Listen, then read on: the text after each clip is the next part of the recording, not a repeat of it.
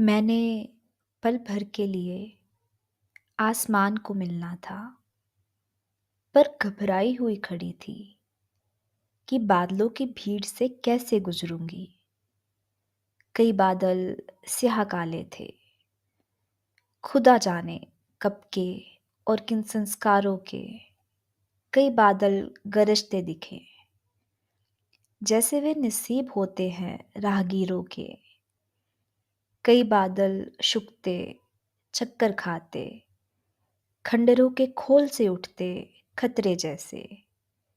कई बादल उठते और गिरते थे, कुछ पूर्वजों की फटी पतरियों जैसे। कई बादल घिरते और घूरते दिखते कि सारा आसमान उनकी मुट्ठी में हो। और जो कोई भी इस राह पर आए, वह जर खरीद गुलाम की तरह आए। मैं नहीं जानती कि क्या और किसे कहूँ, कि काया के अंदर एक आसमान होता है और उसकी मोहब्बत का तकाजा वह कायनाती आसमान का दीदार मांगता है। पर बादलों की भीड़ का ये जो भी फिक्र था, ये फिक्र उसका नहीं, मेरा था। उसने तो इश्क की कानी खा ली थी, और एक दरवेश की मानिंद उसने मेरे श्वासों की धुनी राम ली थी। मैंने उसके पास बैठकर धुनी की याद छेड़ी, कहा ये तेरी और मेरी बातें, पर ये बातें बादलों का हजूम सुनेगा। तब बताइयोगी मेरा क्या बनेगा। वह हंसा, नीली और आसमानी हंसी, कहने लगा ये धुएं के अंबार होते हैं, घिरना जानते, गर्जना भी जानते, निगाहों की वर्जना भी जानते, पर इनके तेवर तारों में नहीं उगते, और नीले आसमान की देही पर इल्जाम नहीं लगते। मैंने फिर कहा कि तुम्हें सीने में लपेटकर मैं बादलों की भीड़ से कैसे गुजरूंगी, और चक्कर खाते बादलों से कैसे रास्ता मांगूंगी। खुदा जाने उसने कैसी तलब पी थी।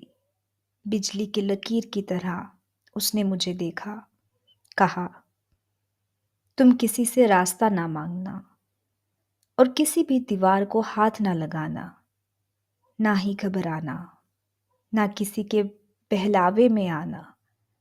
बादलों की भीड़ में से तुम पवन की तरह गुजर जाना।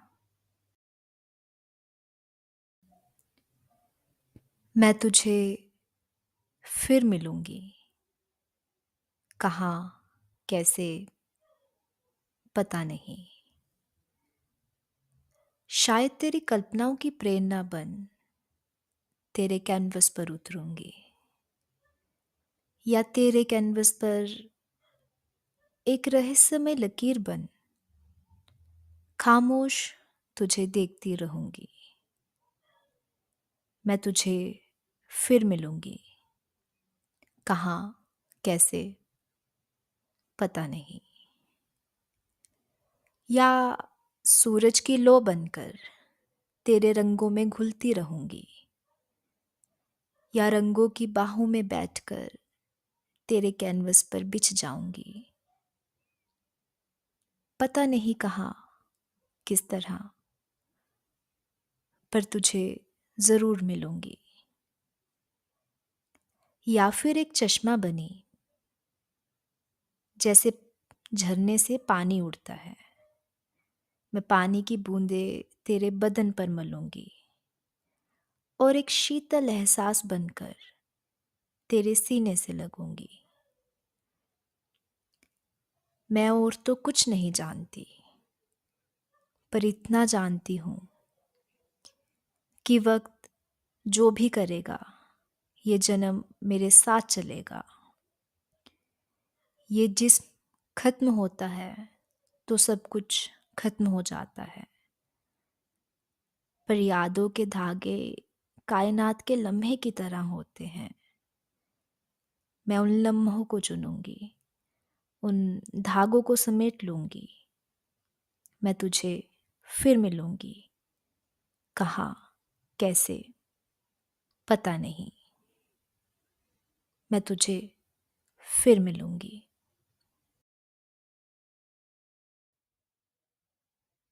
मेरा शहर एक लंबी बहस की तरह है। सड़कें बेतुकी दलीलों सी और गलियां इस तरह जैसे एक बात को कोई इधर घसीटता, कोई उधर। हर मकान एक मुट्ठी सा भींचा हुआ, दीवारें किचकिचाती सी और नालियां जो मुंह से झाग बहता है।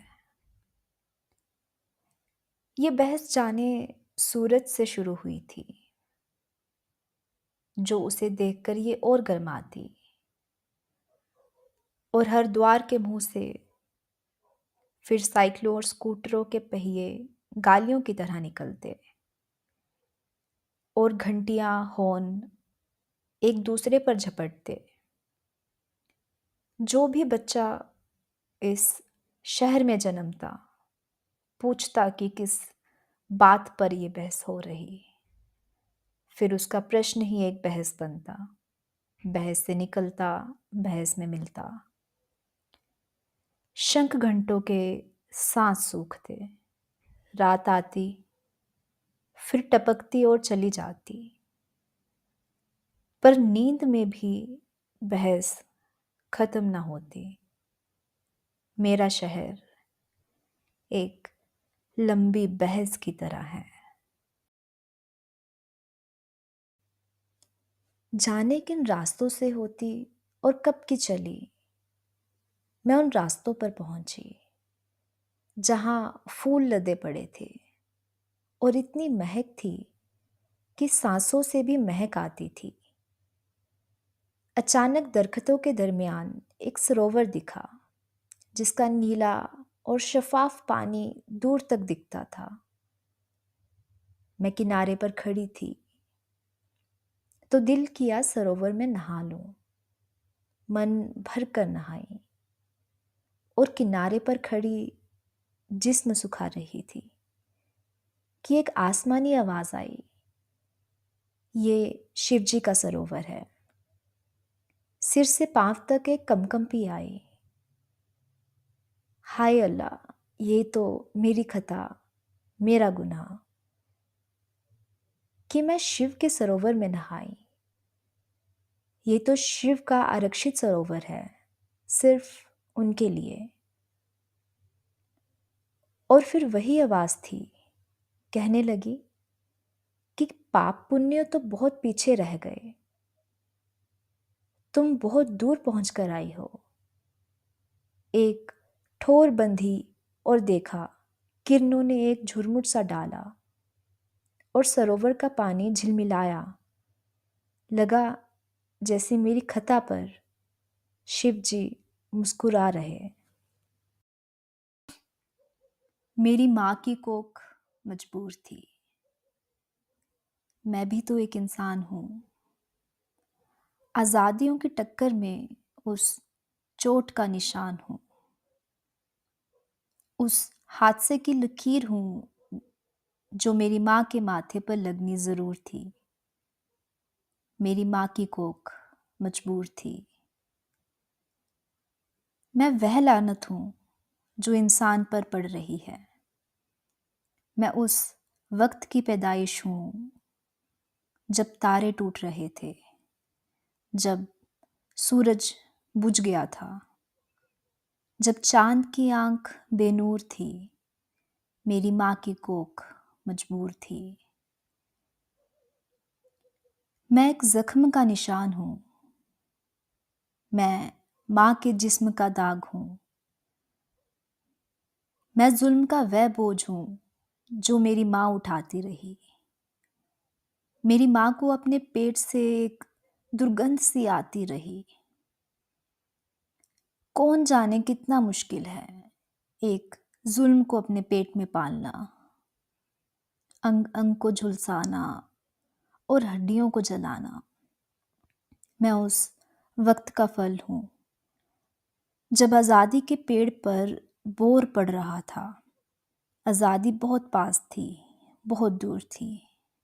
मेरी माँ की कोख मजबूर थी। आज मैंने अपने घर का नंबर मिटाया है और गली के माथे पर लगा गली का नाम हटाया है और हर सड़क की दिशा का नाम पहुंच दिया है। पर अगर आपको मुझे जरूर पाना है तो हर देश की, हर शहर की, हर गली का द्वार खटखटाओ। यह एक शाप है, यह एक वर है, और जहां भी आजाद रूह की झलक पड़े, समझना वह मेरा घर है। आज सूरज ने कुछ घबराकर रोशनी की एक खिड़की खोली, बादल की एक खिड़की बंद की और अंधेरे की सीढ़ियां उतर गया। आसमान की भवों पर जाने क्यों पसीना आ गया। सितारों के बटन खोलकर उसने चांद का कुर्ता उतार दिया। मैं दिल के कोने में बैठी हूँ। तुम्हारी याद इस तरह आई जैसे गीली लकड़ी में से गहरा और काला धुआं उठता है। साथ हजारों ख्याल आए जैसे कोई सूखी लकड़ी सुर्ख आग की आह भरे। दोनों लकड़ियां अभी बुझाई हैं, वर्ष कोयले की तरह बिखरे हुए। कुछ बुझ गए, कुछ बुझने से रह गए। वक्त का हाथ जब समेटने लगा, पोरों पर छाले पड़ गए। तेरे इश्क के हाथ से छूट गई और जिंदगी की हड्डियां टूट गई। इतिहास का मेहमान मेरे चौके से भूखा उठ गया। तुम मिले तो कई जन्म मेरी नब्ज में धड़के, तो मेरी सांसों ने तुम्हारी सांसों का घूंट पिया। तब मस्तक में कई काल पलट गए। एक गुफा हुआ करती थी जहां मैं थी और एक योगी। योगी ने जब बाजुओं में लेकर मेरी सांसों को छुआ, तब अल्लाह कसम यही महक थी जो उसके होठों से आई थी। ये कैसी माया, कैसी लीला, कि शायद तुम ही कभी वह योगी थे और वही योगी है जो तुम्हारी सूरत में मेरे पास आया है। और वही मैं हूं और वही महक है। कलम ने आज गीतों का काफिया तोड़ दिया। मेरा इश्क ये किस मुकाम पर आ गया है। देख नजर वाले, तेरे सामने बैठी हूं। मेरे हाथ से हिज्र का कांटा निकाल दे, जिसने अंधेरे के अलावा कभी कुछ नहीं बुना। वह मोहब्बत आज किरणें बुनकर दे गई। उठो, अपने घड़े से पानी का एक कटोरा दो। राह के हाथ से मैं इस पानी से धो लूंगी। मान के कोने में रात मिल का सायरन बोलता है। चांद की चिमनी में से सफेद गाढ़ा धुआं उठता है। सपने जैसे कई भट्टियां हैं, हर भट्टी में आग झोंकता हुआ मेरा इश्क मजदूरी करता है। तेरा मिलना ऐसा होता है जैसे कोई हथेली पर एक वक्त की रोजी रख दे, जो खाली हंडियां भरता है। रांत पकाकर अन्न परस कर वही हांडी उल्टा रखता है। बची आंच पर हाथ सेकता है। घड़ी पहर को सुस्ता लेता है और खुदा का शुक्र मनाता है। रात मिल का सायरन बोलता है। चांद की चिमनी में से धुआं इस उम्मीद पर निकलता है, जो कमाना है वही खाना है। ना कोई टुकड़ा कल का बचा है, ना कोई टुकड़ा कल के लिए है। सुना है राजनीति एक क्लासिक फिल्म है। हीरो बहुमुखी प्रतिभा का मालिक, रोज अपना नाम बदलता है। हीरोइन हुकूमत की कुर्सी वही रहती है। एक्स्ट्रा लोकसभा और राज्यसभा के मेंबर, फाइनेंसर, दिहाड़ी के मजदूर, कामगर और खेतीहर। फाइनेंस करते नहीं, करवाए जाते हैं। संसद इंडोर शूटिंग का स्थान, अखबार आउटडोर शूटिंग के साधन। ये फिल्म मैंने देखी नहीं, सिर्फ सुनी है, क्योंकि सेंसर का कहना है नॉट फॉर एडल्ट्स। भारत की गलियों में भटकती हवा चूल्हे की बुझती आग को कुरेदती। उधार लिए अन्न का एक ग्रास तोड़ती और घुटनों पे हाथ रख के फिर उठती है। चीन के पीले और जर्द होठों के छाले आज बिलक कर एक आवाज देते हैं। वह जाती है और हर गले में एक सूखती और चीख मार कर वह वियतनाम में गिरती है। शमशान घरों में से एक गंध सी आती है और सागर पार बैठे शमशान घरों के वारिस बारूद की इस गंध को शराब की गंध में भिगोते हैं। बिल्कुल उस तरह जिस तरह कि शमशान घरों के दूसरे वारिस भूख की एक गंध को तकदीर की गंध में भिगोते हैं और लोगों के दुखों की गंध को एक तकरीर की गंध में भिगोते हैं। और इज़राइल की नई सी माटी या पुरानी रेत अरब की जो खून में है भीगती और जिसकी गंध खामखा शहादत के जाम में है डूबती। छाती की गलियों में भटकती हवा, ये सभी गंधें सूंघती और सोचती कि धरती की आंगन से सूतक की महक कब आएगी। कोई ईड़ा किसी माथे की नाड़ी कब गर्भवती होगी। गुलाबी मांस का सपना आज सदियों के ज्ञान से वीर्य की बूंद मांगता।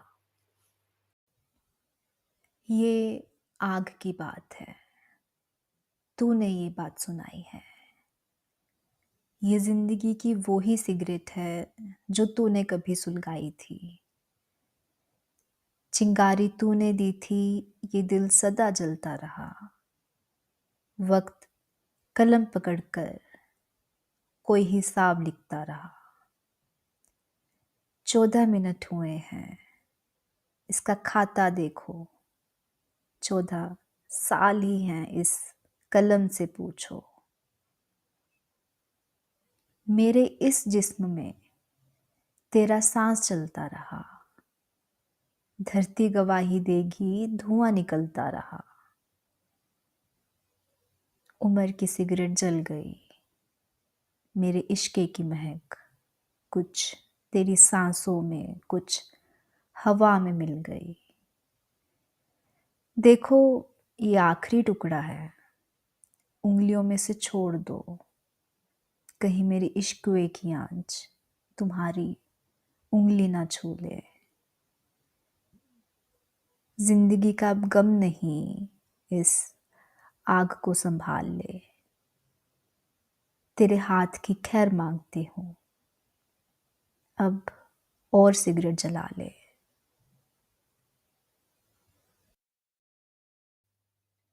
रात ऊँघ रही है।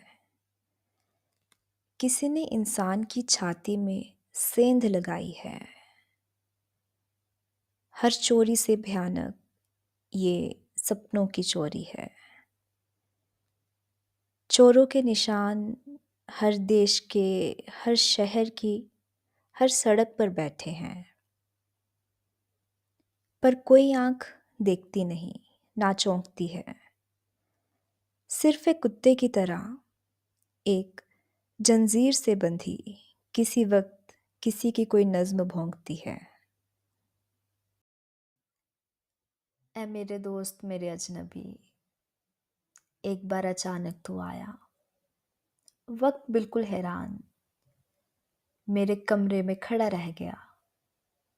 सांझ का सूरज अस्त होने को था, पर ना हो सका, और डूबने की किस्मत वो भूल सा गया। फिर आदि के नियम ने एक दुहाई दी, और वक्त ने उन खड़े क्षणों को देखा और खिड़की के रास्ते बाहर को भागा। वह बीते और ठहरे क्षणों की घटना अब तुझे भी बड़ा आश्चर्य होता है, और मुझे भी बड़ा आश्चर्य होता है, और शायद वक्त को भी फिर वह गलती गवारा नहीं। अब सूरज रोज वक्त पर डूब जाता है, और अंधेरा रोज मेरी छाती में उतर आता है। पर बीते और ठहरे क्षणों का एक सच है, अब तू और मैं मानना चाहें या नहीं, यह और बात है। पर उस दिन वक्त जब खिड़की के रास्ते बाहर को भागा, और उस दिन जो खून उसके घुटनों से रिसा, वह खून मेरी खिड़की के नीचे अभी तक जमा हुआ है। मेरी सेज हाजिर है, पर जूते और कमीज की तरह तू अपना बदन भी उतार दे, उधर मूढ़े पे रख दे। कोई खास बात नहीं, बस अपने अपने देश का रिवाज है।